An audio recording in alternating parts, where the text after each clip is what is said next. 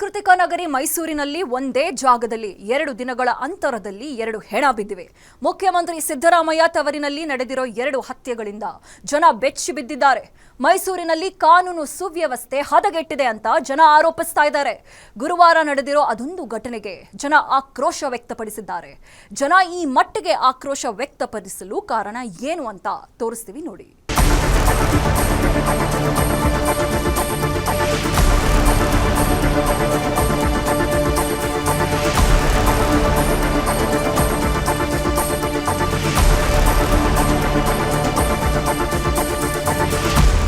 ಕಾಲಿಗೆ ಗುಂಡೇಟು ತಿಂದು ಬೆಡ್ ಮೇಲೆ ಮಲಗಿರೋ ಕೊಲೆ ಆರೋಪಿ, ಹತ್ಯೆ ನಡೆದಿರೋ ಸ್ಥಳದಲ್ಲಿ ಮಹಜರು ಪ್ರಕ್ರಿಯೆ ನಡೆಸ್ತಿರೋ ಪೊಲೀಸರು, ದೂರದಲ್ಲಿ ಕೂತು ಎಲ್ಲವನ್ನ ನೋಡ್ತಿರೋ ಹುಡುಗಿಯ ಕುಟುಂಬಸ್ಥರು.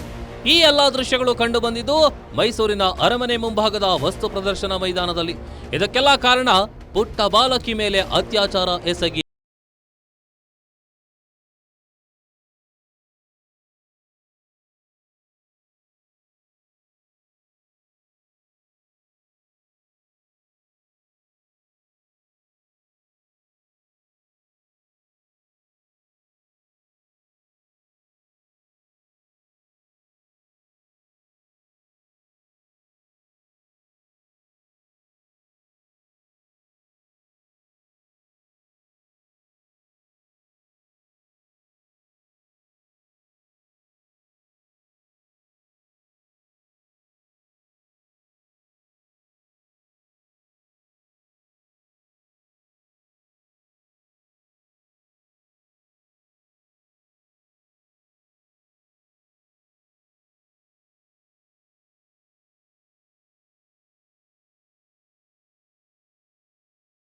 ಉದ್ಯೋಗ ಅರಸಿ ಬಂದಿತ್ತು.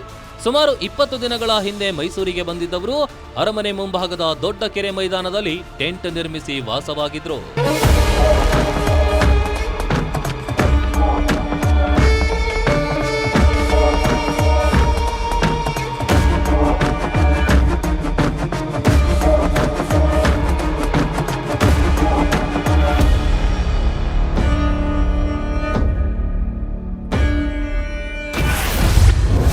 ತಡರಾತ್ರಿವರೆಗೆ ವ್ಯವಹಾರ, ನಿದ್ರೆಗೆ ಜಾರಿತ್ತು ಕುಟುಂಬ.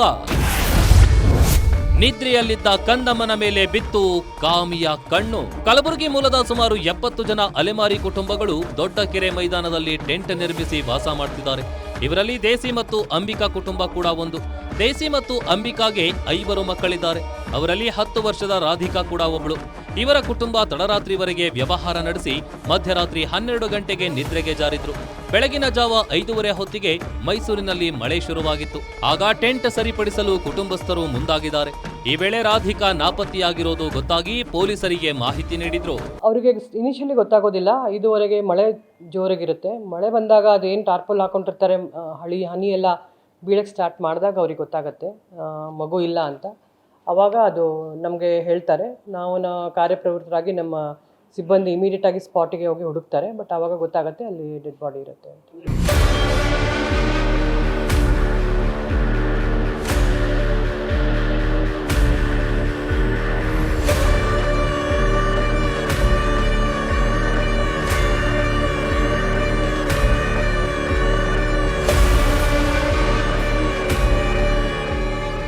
ಈ ಫೋಟೋದಲ್ಲಿದ್ದಾನಲ್ಲ, ಇವನ ಹೆಸರು ಕಾರ್ತಿಕ್ ಅಂತ.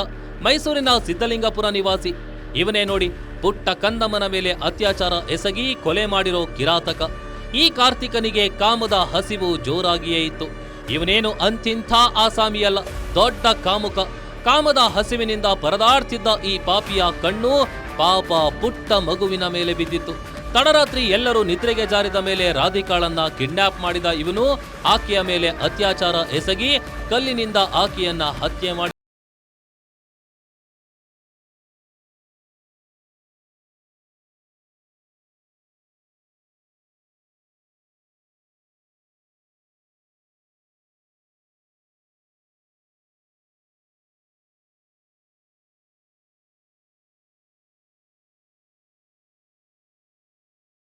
ಲೈಂಗಿಕ ಕಿರುಕುಳ ಕೇಸ್ನಲ್ಲಿ ಜಾಮೀನು ಪಡೆದಿದ್ದ ಕಾರ್ತಿಕ್ ಬೇಲ್ ಪಡೆದು ಬಂದವನಿಂದ ನಡೆಯಿತು ಮಗುವಿನ ಹತ್ಯಾಚಾರ.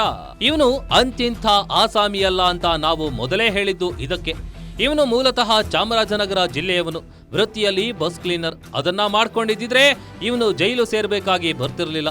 ಆದರೆ 2019ರಲ್ಲಿ ಸರ್ಕಾರಿ ಉದ್ಯೋಗದಲ್ಲಿದ್ದ ಮಹಿಳೆಗೆ ಲೈಂಗಿಕ ಕಿರುಕುಳ ನೀಡಿದ್ದ. ಈ ಪ್ರಕರಣದಲ್ಲಿ ಈತ ದೋಷಿ ಅಂತ ಕೋರ್ಟ್ ತೀರ್ಪು ನೀಡಿತ್ತು. ಅಲ್ಲದೆ ಆರೋಪಿಗೆ ಜೈಲು ಶಿಕ್ಷೆ ವಿಧಿಸಿತ್ತು. ಆ ಪ್ರಕರಣದಲ್ಲಿ ಜಾಮೀನು ಪಡೆದು ಈತ ಜೈಲಿಂದ ಹೊರಗಿದ್ದ ಅಂತ ಗೊತ್ತಾಗಿದೆ. 4 ತಿಂಗಳ ಹಿಂದೆ ಜಾಮೀನು ಪಡೆದು ಬಂದಿದ್ದ ಪಾಪಿ ಈಗ ಮಗುವಿನ ಮೇಲೆ ಅತ್ಯಾಚಾರ ನಡೆಸಿ ಪೊಲೀಸರಿಂದ ಅರೆಸ್ಟ್ ಆಗಿದ್ದಾನೆ. ಅವನ ಮೇಲೆ ಆಲ್ರೆಡಿ 2 ಕೇಸ್ ಇದೆ. ಒಂದು ಮೇಟ್ಕಳ್ಳಿ ಲಿಮಿಟ್ಸಲ್ಲಿ 2023ಯಲ್ಲಿ ಪಕ್ಕದ ಮನೆ ಜೊತೆ ಜಗಳ ಆಗಿದ್ದು ಕೇಸ್ ಇರುತ್ತೆ, ಅದು ಅಕ್ವಿಟ್ ಆಗಿದೆ. ಸೆಕೆಂಡ್ ಇನ್ನೊಂದು 2019 ಕೊಳ್ಳೇಗಾಲದಲ್ಲಿ ಒಂದು ಲೇಡಿಗೆ, ಅದು ಗೌರ್ಮೆಂಟ್ ಸರ್ವೆಂಟಿಗೆ ಮೊಲೆಸ್ಟೇಷನ್ ಕೇಸ್ ಇರುತ್ತೆ. ಆ ಕೇಸಲ್ಲಿ ಆರೋಪಿಗೆ 4 ವರ್ಷ ಕನ್ವಿಕ್ಷನ್ ಆಗಿರುತ್ತೆ. 22ನೇ ತಾರೀಕು ಫೆಬ್ರವರಿ 25ಕ್ಕೆ ಕನ್ವಿಕ್ಷನ್ ಆಗುತ್ತೆ. ಬಟ್ ಅದು ಕೋರ್ಟಲ್ಲಿ ಅವನೀಗ ಬೇಲ್ ಮೇಲೆ ಇದ್ದಾನೆ ಅಂತ ಇದೆ. ಬೇಲ್ ಮೇಲೆ ಬಂದಿರ್ತಾನೆ. ಬೇಲ್ ಮೇಲೆ ಬಂದು ಈ ಕೃತ್ಯನ ಮಾಡಿರ್ತಾನೆ.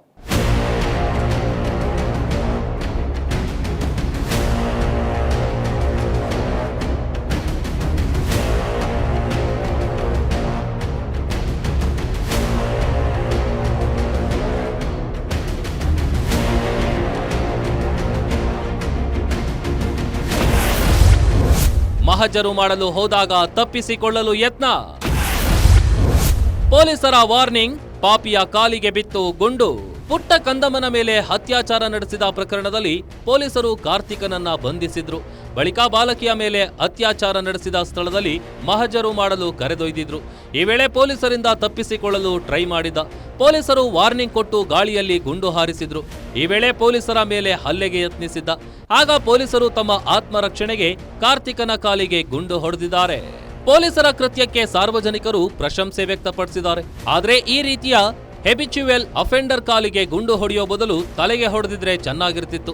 ಸೀಮಾ ಲಾಟ್ಕರ್ ನೇತೃತ್ವದ ಪೊಲೀಸರ ತಂಡದ ಕುರಿತು ಗೌರವ ಹೆಚ್ಚುತ್ತಿತ್ತು ಅಂತ ಸಾರ್ವಜನಿಕರು ಮಾತನಾಡಿಕೊಳ್ತಿದ್ದಾರೆ. ದಿನಾಂಕ 9ನೇ ತಾರೀಕು ನಜರ್ಬಾದ್ ಲಿಮಿಟ್ಸಲ್ಲಿ ಜ್ವಾಲಾಮುಖಿ ಸರ್ಕಲ್ ಅಂತ ಏನು ಬರುತ್ತೆ, ಎಕ್ಸಿಬಿಷನ್ ಗ್ರೌಂಡ್ ಮುಂದೆ ಒಂದು ಅಪ್ರಾಪ್ತ ಬಾಲಕಿ ರೇಪ್ ಆ್ಯಂಡ್ ಮರ್ಡರ್ ಕೇಸ್ ಆಗುತ್ತೆ. ಅದ್ರ ಬಗ್ಗೆ ನಜರ್ಬಾದಲ್ಲಿ ಕೇಸ್ ರಿಜಿಸ್ಟರ್ ಆಗುತ್ತೆ, ಪೋಕ್ಸೋ ಆ್ಯಕ್ಟ್ ಅಂಡರ್ ಮತ್ತು ರೇಪ್ ಮತ್ತು ಮರ್ಡರಲ್ಲಿ. ಇದರ ಸಂಬಂಧವಾಗಿ ನಾವು ಆರೋಪಿನ ಅರೆಸ್ಟ್ ಮಾಡಿದ್ದೀವಿ. ಅರೆಸ್ಟ್ ಮಾಡಿಬಿಟ್ಟು ಏನು ಫರ್ದರ್ ಪ್ರೊಸೀಜರ್ ಇದೆ ಅದನ್ನು ಮಾಡ್ತಾಯಿದ್ವಿ. ನಾವು ಆರೋಪಿನ ಸೆಕ್ಯೂರ್ ಮಾಡಿಕೊಂಡು ಅವ್ರನ್ನ ಐಡೆಂಟಿಟಿ ನಮಗೆ ಎಸ್ಟಾಬ್ಲಿಷ್ ಆಗಿರೋದಿಲ್ಲ. ಅವನ ಐಡೆಂಟಿಟಿನ ಎಸ್ಟಾಬ್ಲಿಷ್ ಮಾಡೋಕ್ಕೆ ನಾವು ಅವ್ರಿಗೆ ಕೇಳ್ತೀವಿ. ಅವರು ಅವಾಗ ನಾನು ಸಿದ್ಲಿಂಗ್ಪುರದಲ್ಲಿ ಇರ್ತೀನಿ ಅಂತ ಹೇಳ್ತಾನೆ. ಬಟ್ ಹೆಸರು ಕರೆಕ್ಟಾಗಿ ಕೊಡೋದಿಲ್ಲ. ಯಾವುದೇ ಆಧಾರ್ ಕಾರ್ಡ್ ಆಗಲಿ ಬೇರೆ ಡಾಕ್ಯುಮೆಂಟ್ ಯಾವುದೂ ಇರೋದಿಲ್ಲ ನಮಗೆ ಕನ್ಫರ್ಮೇಷನ್ಗೆ. ಸೊ ಮಧ್ಯದಲ್ಲಿ ಬರಬೇಕಾದ್ರೆ ಅವನು ಎಸ್ಕೇಪ್ ಆಗೋಕ್ಕೆ ನೋಡ್ತಾನೆ. ಸೊ ಆ ಟೈಮಲ್ಲಿ ನಮ್ಮ ಸಿಬ್ಬಂದಿ, ನಮ್ಮ ಆಫೀಸರ್ ಯಾರಿದ್ದರು ಅವರು ಅವನಿಗೆ ವಾರ್ನ್ ಮಾಡ್ತಾರೆ. ಬಟ್ ಅವನು ಅದಕ್ಕೂ ಬಗ್ಗೋದಿಲ್ಲ. ಅಲ್ಲಿ ಇದ್ದಂಥ ಬಾಟಲ್ ತೊಗೊಂಡು ನಮ್ಮ ಸಿಬ್ಬಂದಿಗೆ ಗಾಯ ಮಾಡ್ತಾನೆ. ಗಾಯ ಮಾಡಿದಾಗೂ ವಾರ್ನಿಂಗಿಗೆ ಅಂತ ಹೇಳಿ ಅವರು ಒಂದು ಏರ್ ಫೈರ್ ಮಾಡ್ತಾರೆ. ಅದಾದಮೇಲೆ ಅದಕ್ಕೂ ಕೇಳೋದಿಲ್ಲ. ಆವಾಗ ಇವರು ಕೊಲೆ ಪ್ರಕರಣದ ವಿರುದ್ಧ ಪ್ರತಾಪ್ ಆಕ್ರೋಶ. ಯತೀಂದ್ರ ಸಿದ್ದರಾಮಯ್ಯ ವಿರುದ್ಧವೂ ಗುಡುಗಿದ ಸಿಂಹ. ಮೈಸೂರಿನಲ್ಲಿ 2 ದಿನಗಳ ಅವಧಿಯಲ್ಲಿ 2 ಕೊಲೆಗಳು ನಡೆದಿವೆ. ಒಂದು ಪುಟ್ಟ ಕಂದಮ್ಮನ ಮೇಲೆ ಅತ್ಯಾಚಾರ ನಡೆಸಿ ಕೊಲೆ ಮಾಡಿದ್ದಾರೆ. ಆದರೂ ಸಿದ್ದರಾಮಯ್ಯ ನಿರ್ಭಾವುಕರಾಗಿದ್ದಾರೆ. ಮೈಸೂರಿನಲ್ಲಿ ಕಾನೂನು ಸುವ್ಯವಸ್ಥೆ ಹದಗೆಟ್ಟಿದೆ. ಇದಕ್ಕೆ ಪೊಲೀಸರು ಕಾರಣವಲ್ಲ, ಸರ್ಕಾರ ಕಾರಣ. ಯತೀಂದ್ರ ಸಿದ್ದರಾಮಯ್ಯ ವರ್ಗಾವಣೆ ದಂಧೆಯಲ್ಲಿ ನಿರತರಾಗಿದ್ದಾರೆ. ಅವರಿಗೆ ಬುದ್ಧಿ ಹೇಳಿ ಅಂತ ಮಾಜಿ ಸಂಸದ ಬಿಜೆಪಿ ನಾಯಕ ಪ್ರತಾಪ್ ಸಿಂಹ ಆಕ್ರೋಶ ವ್ಯಕ್ತಪಡಿಸಿದ್ದಾರೆ. ರೇಪ್ ಮಾಡ್ತಾನೆ, ಅದನ್ನ ಕೊಲೆ ಮಾಡ್ತಾನೆ ಅಂತಂದ್ರೆ ಮನ್ಸಿಗೆ ನೋವಾಗದಲ್ಲೇ ಇರುತ್ತಾ? ಇದ್ರ ಬಗ್ಗೆನೂ ಕೂಡ ಸಿದ್ದರಾಮಯ್ಯನವರಿಗೆ ಮಾತಾಡಲ್ಲ ಅಂತಲೇ. ಸರ್, ನಿಮಗೆ ಹೆಣ್ಮಕ್ಳು ಇಲ್ದಲೇ ಇರ್ಬೋದು, ನಿಮ್ಮ ಮನೆಯಲ್ಲಿ ಮಹಿಳೆಯರು ಇದ್ದಾರಲ್ಲ ಸರ್, ನಿಮ್ಮ ಮನಸ್ಸು ಮಿಡಿಯಲ್ವಾ ಇದು? ಏನು ಸರ್ ನೀವು ಇಷ್ಟೊಂದು ನಿರ್ಭಾವುಕವಾಗಿ ಸಂವೇದನಾ ರಹಿತವಾಗಿ ನಡ್ಕೋತಾ ಇದ್ದೀರಿ? ಸರ್ ಬನ್ನಿ ಸರ್, ಬೆಂಗಳೂರಲ್ಲಿ ಕೂತಿರಲ್ಲ, ಇಲ್ಲಿ ಬಂದು ಒಂದು ಮೀಟಿಂಗ್ ತೊಗೊಳ್ಳಿ ಸರ್. KDP ಮೀಟಿಂಗ್ ಅಂತೂ ತೊಗೊಳ್ಳಲ್ಲ, ಅಭಿವೃದ್ಧಿಗೆ ನೀವು ಕಾಸು ಕೊಡಲ್ಲ, KDP ಮೀಟಿಂಗ್ ತೊಗೊಳ್ಳಲ್ಲ. ಕಾನೂನು ಸುವ್ಯವಸ್ಥೆ ದೃಷ್ಟಿಯಿಂದ ಕರೆದುಬಿಟ್ಟು ನಿಮ್ಮ ಮಗನಿಗೆ ಬುದ್ಧಿ ಹೇಳಿ ಸರ್. ಇಲ್ಲಿ ಟ್ರಾನ್ಸ್ಫರ್ ದಂಧ ಮಾಡಬೇಡಪ್ಪ.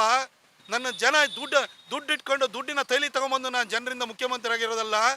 ದುಡ್ಡಿನ ತೈಲಿ ಇಲ್ದಲೆ ಜನ ನನ್ನನ್ನು ಗೆಲ್ಸಿದ್ರೆ ವಿಶ್ವಾಸ ಇಟ್ಟು ಅಂತ ಮಗನಿಗೆ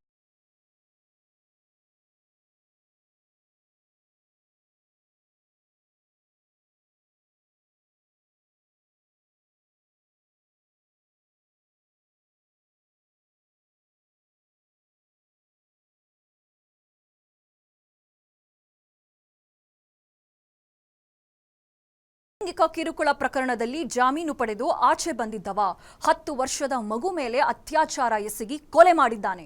ಹೀಗಾಗಿ ಇಂಥ ಕಿರಾತಕರಿಗೆ ನಿಜವಾಗಿಯೂ ಜಾಮೀನು ನೀಡಬೇಕಾ? ಜಾಮೀನು ಪಡೆದು ಹೊರ ಬಂದು ಹೀಗೆ ಅತ್ಯಾಚಾರ ಮಾಡಿರೋ ಆರೋಪಿಯ ಕಾಲಿಗಲ್ಲ ತಲೆಗೆ ಗುಂಡು ಹೊಡಿಬೇಕಿತ್ತು ಅಂತ ಜನ ಮಾತನಾಡಿಕೊಳ್ತಿದ್ದಾರೆ. ಮುಂದಿನ ದಿನಗಳಲ್ಲಿ ಅತ್ಯಾಚಾರಿಗೆ ಯಾವ ಶಿಕ್ಷೆ ವಿಧಿಸಲಾಗುತ್ತೆ ಅನ್ನೋದನ್ನ ಕಾದು ನೋಡಬೇಕಾಗಿದೆ.